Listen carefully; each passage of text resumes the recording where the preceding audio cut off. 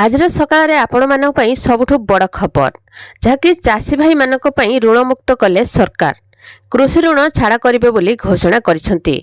आमर मुख्यमंत्री मोहन चरण माझी बड़ घोषणा करिसेंती जहाँकि भारत भली एक कृषि प्राधान्य देश में चाषी मानक पई अनेक योजना कार्यकारी होउछि।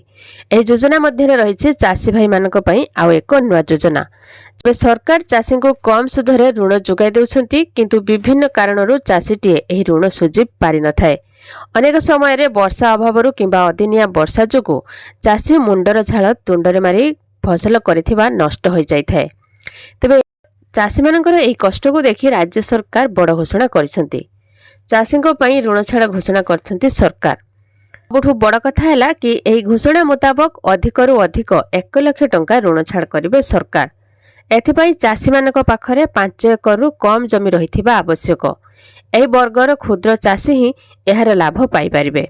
एथिपाई आपनको जमी संबंधी दस्तावेज, passport size photo, bank passbook, आय प्रमाण पत्र आदि आवश्यक।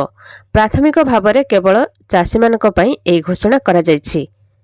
एपटे चलित खरीफ ऋतुरे चाषी मानक पई सरकार 11,000 कोटी टंकार ऋण जोगाई देबे।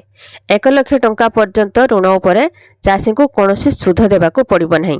1 लाख रु 3 लाख टंका पर्यंत ऋण उपरे 2% सुध देबाको पड़िबो। एहा सहित प्रत्येक चाषी को 1 टंका प्रीमियम रे प्रधानमंत्री फसल बीमा सुविधा मध्य मिलिबो। राज्य जिलापाल को चिठी लिखि जणाइछंती जे 2024 खरीफ ऋतुरे चाषी को 11,000 कोटी टंकार फसल ऋण जोगाई देबाको निष्पत्ति निया जायछि।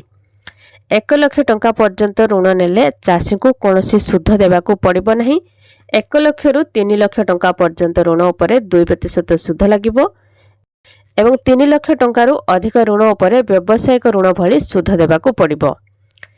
ए समस्त ऋण नेउथिबा चाषी को प्रधानमंत्री बीमा योजना अधीन रे पंजीकृत हेबाको पड़िबो। मात्र 1 टंकार टोकन मनी देई ए सुविधा नै पारिबे।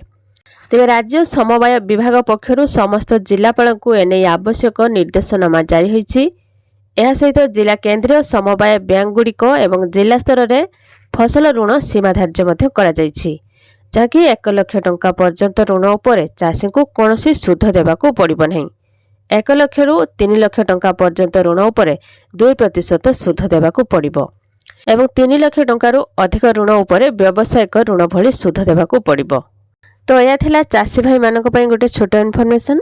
वीडियो गोटे लाइक करंतु, चैनल सहित जोड़ी होई रहबा पई एबे सब्सक्राइब करी पाखरे आस्तबा घंटी चिन्ह को दबाई दियंतु। आ आपण माने वीडियो केउ जिल्लारु देखुचंती कमेंट माध्यम रे जणंतु।